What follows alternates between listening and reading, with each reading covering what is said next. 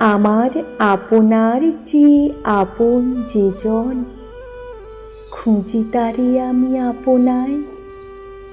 আমি শুনি যেন তার চরণের ধ্বনি আমারই ৮৩ বাসনায়। আমারই মনের তৃষিত আকাশে কাঁদে সে চাতক আকুল পিয়াসে। কভু সে চকরে সুধাচোর আসে, নিশীথে স্বপনে জোছনায়।